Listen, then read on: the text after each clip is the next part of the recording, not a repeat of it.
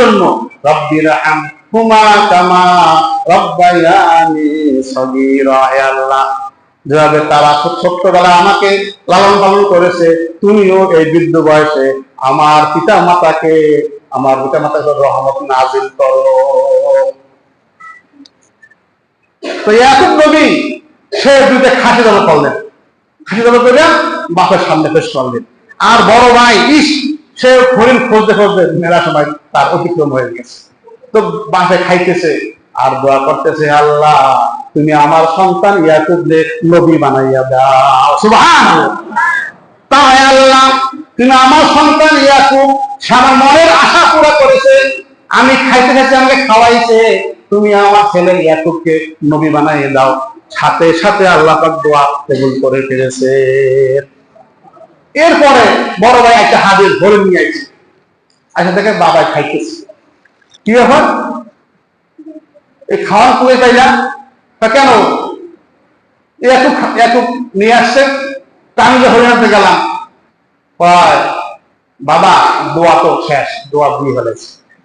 দোয়া কি বলছিলাম যে আমাকে খাওয়াই দেয়, তার জন্য স্পেশাল দোয়া হবে, দোয়া করা হবে যে দোয়া আমার পিতা ইব্রাহিম নবী আমার জন্য করেছিলেন, আমি তো সেই দোয়া একইবার জন্য করে ফেলেছি।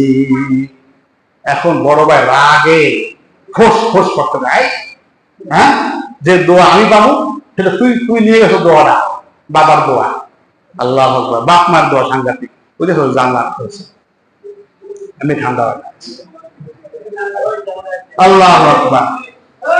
এখন বড় ভাই বলে, আচ্ছা তোরা আমি দেখাই দেব, আমি কিছু জঙ্গল হরিণ আনতে আর তুই এদিকে কাজ সাজি করে তুই বাবার দোয়া নিয়ে গেলি, আমি তোরা দেখাই দিন গাছ। হ্যাঁ, কিন্তু আল্লাহ পাকের ইচ্ছা, হ্যাঁ আল্লাহ পাকের ইচ্ছা তো ইয়াকুব নবী হবে, তো ইয়াকুব নবী হয়ে গেছে।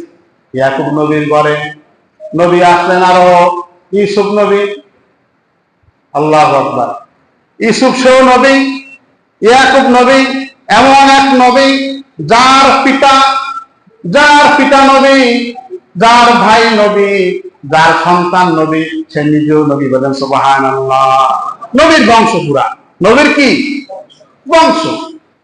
আল্লাহ তাআলা যুগে যুগে নবীদেরকে পাঠিয়েছেন মানুষদেরকে শিক্ষা দেওয়ার জন্য, যে দেখো আমি সিস্টেম করে ইসহাকের দোয়া ইয়াকুবের জন্য ব্যবস্থা করে দিয়েছি, তা একটি খেদমতের উসিলায় সেবার কারণে তোমরাও তোমাদের পিতা মাতাকে সেবা যত্ন করো, তবে তোমরাও তোমাদের মা বাবার স্পেশাল দোয়া পেয়ে যাবে। কি ঠিক আছে? আর যাদের মা বাবা নাই তাদের কি হবে? নবীজি বলেন, যাদের পিতা মাতা দুনিয়াতে জীবিত নাই তাদের করণীয় হলো প্রতি সপ্তাহে একদিন জুমার দিন সকালে পিতা মাতার কবর জিয়ারত করবে। কবরের পাশে দাঁড়িয়ে একবার সূরা ফাতিহা, 3 বার সূরা ইখলাস পাঠ করবে। তখন পিতা মাতা কবর থেকে ওই সন্তানের জন্য দোয়া করতে থাকে। সুবহানাল্লাহ। হুজুর চলেন একটু দোয়া করেন। হুজুর দেবে কি আমি বলতে পারবো না? সকালে যাবেন, সকালে কার খবর নাই, কি সকালে যায় নাকি? কবর জিয়ারত সকালে করা সুন্নাত, এবং পরদের জুমার দিন। এই যে ঈদ চলে গেল, ঈদের দিন একজন লোককে দেখলাম না বিশাল বড় স্থানের পাশে দাঁড়াইয়া বাপ মাকে সালাম দিতে, আমি কাউকে দেখি নাই। খুবই আফসোসের বিষয়, সবাই খালি গরু নিয়া, ছাগল নিয়া, আলো নিয়া, মরিচ নিয়া ব্যস্ত। বাপ মার খবর নাই, চিন্তাও নাই, মনে নাই বাপ মার কথা। কিনা বেটি একটা ঈদ চলে গেল, আমার বাপ মা আমার সাথে নাই, একটু জিয়ারত করি, খবর নাই। ঠিক না বেটি? জুমার দিন একটা চলে গেল, একজন লোক দেখলাম না গোরস্থানের পাশে দাঁড়িয়ে বাপ মার জন্য দোয়া করতে, বাপ মার জন্য সূরা ফাতিহা পড়তে। সম্রাট শাহজাহান, এই ভারতবর্ষের সবচেয়ে বড় প্রতাপশালী সম্রাট শাহজাহান, শুধু ভারতের না, ইন্ডিয়ার না, বাংলাদেশের, পাকিস্তানের, ভুটানের, নেপালের, মায়ানমারের সমস্ত রাষ্ট্র মিলে একটি রাষ্ট্র ছিল। সে রাষ্ট্রের সম্রাট হলো বাদশাহ শাহজাহান। সেই শাহজাহানের কবর ইন্ডিয়াতে রয়েছে। সেই কবরের পাশে লেখা আছে, হে পথিক, তুমি যখন আমার পাশ দিয়ে অতিক্রম করো, আমি সম্রাট শাহজাহান বড় বাদশা ছিলাম, আমি এখন অসহায় কবরে শায়িত, তুমি আমার পাশ দিয়ে যাওয়ার সময় একবার সূরা ফাতিহা 3 বার করে পাঠ করে আমার জন্য যাইও।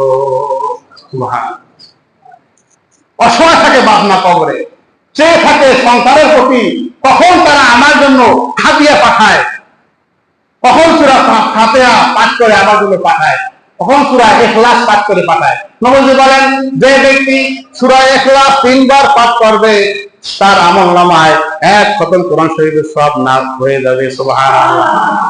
1 খতম কোরআন শরীফ পড়ার সওয়াব তার আমলনামায় লেখা হয়ে যাবে 3 বার সূরা ইখলাস পাঠ করলে।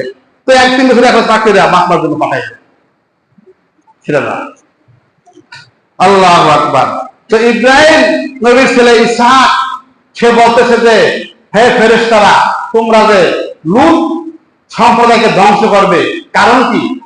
ফেরেশতারা বলে, হে নবী ইব্রাহিম, এই লূতের বংশেরা, লূতের সম্প্রদায়েরা, তারা সমকামী পুরুষে পুরুষে জিনা করে, এই জন্য আল্লাহ তাআলা আমাদেরকে পাঠিয়েছেন তাদের পুরা গ্রামকে, পুরা মহল্লাকে ধ্বংস করে সারকার করে দিতে। ধ্বংসের কেমন কারণ করে আসে, কেন ধ্বংস করছে সময় নাই, বলতেছি। কি করছে?